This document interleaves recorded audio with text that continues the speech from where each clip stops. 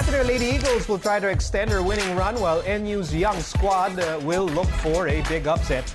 The defending champion De La Salle Lady Spikers, meanwhile, will try to keep up with the league leaders as they face the Adamson Lady Falcons. So let's ask Mac Dionisio and Z Gervacio about their thoughts regarding Sunday's big UAAP matches. Okay, let's start with the first game on Sunday, La Salle versus Adamson. Now, this La Salle team, with Cheng coming back from an injury, what has taken over Cheng? This has been amazing, Z. Super amazing. In fact, parang nagutom siya dun sa pag-miss niya ng isang match. And she's been breaking her records of scoring. And the thing is, it's not just about how much points she contributes to the team, but when it happens. Like, I remember in the previous games, after mag-timeout nung kalaban, siya agad yung pumupuntos para sa La Salle. And siya na rin yung nagko-close out ng sets for her squad. Well, after La Salle lost to UP in round 2 of the UAAP season 81, everyone was saying, like from players like Panay Mercado to their assistant coaches, they were saying, walang leader, walang umaako ng responsibility. And then come next game, biglang in-embrace na ni Cheng. So parang, surprise, kaya ko. And then, now we have an interesting season for La Salle fans kasi they're back. Welcome back. They're very much back, and Des leading players, pati leading the cheers. Yes, siya pa yung nag-hype ng crowd na, louder, ano ba? So that's very interesting. Yun nga, it's some trait in a person to be someone like that as a leader. And yun nga, before Cheng is the quiet, reserved baby girl ng La Salle, but now she really stepped up and she's the parang queen archer. Tsaka La Salle is a team that feeds off the energy of the crowd eh. That's who they are as a team. So ngayon, binalik ni Cheng, so it's gonna be an interesting last few games in the second round for the Lady Spikers. Now, looking for bright spots in Adamson's season, it's been a big challenge for the Lady Falcons, but one bright spot has been Tang Ponce. And anytime someone brings her up, she kind of put a smile on your face. Tama ba? Yes, sobrang good vibes player nito. Parang, kumbaga kung fan ka, nag-aabot ka pa lang ng ticket sa labas, naririnig mo na siya sumisigaw kasi that's her eh. Parang ang ingay, which is for a libero, gusto mo kasi there is definitely communication inside the court. Right, definitely. And as a libero, you shouldn't only contribute in digging and receiving, but you need to be that energizer bunny for your team. Let's shift to the second game on Sunday, Ateneo versus NU. You've got the #1 team against a young, exciting team.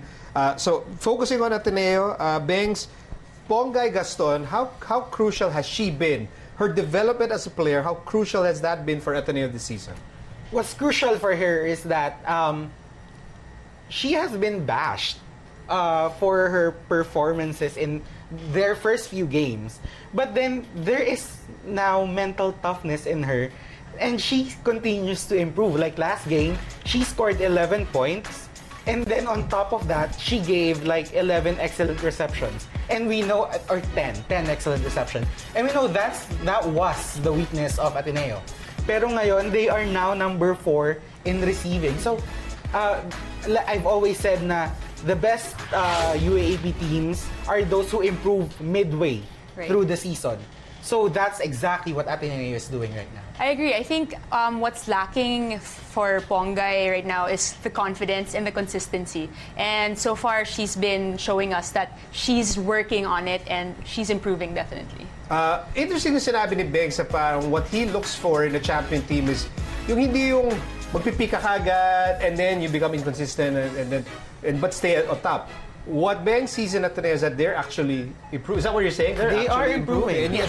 Have you seen that, Z? Yes, I agree. Yun nga, sabi namin, well, they started the season with a loss against La Salle, and ever since then, they've been working their way up.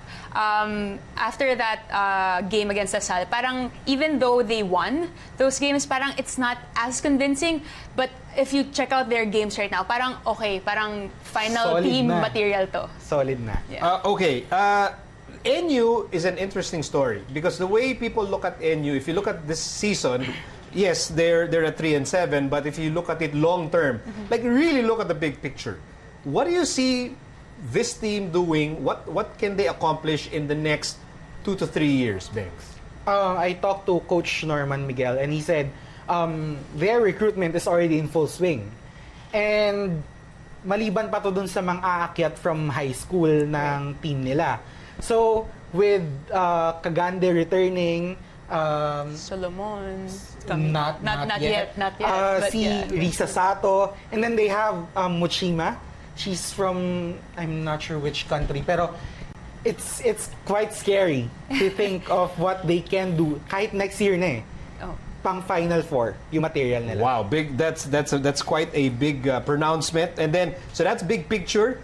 Looking at the present, Yes. Roslyn Doria, can NU, with Doria at the forefront, can they come up with an upset?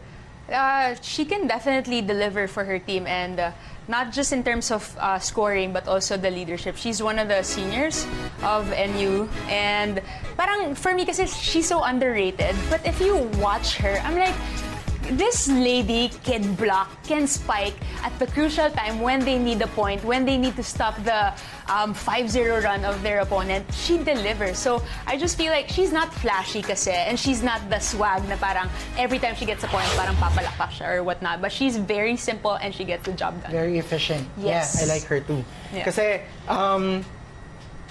in a quiet way, may different types of leadership Yes. eh. Pero with her, it's just a quiet confidence na kailangan ng mga bata. Right. Speaking of quiet confidence, the quiet confidence of our analysts will continue to shine because still ahead, Z and Mac will make their picks for the best UAAP liberos of all time. Stay with us.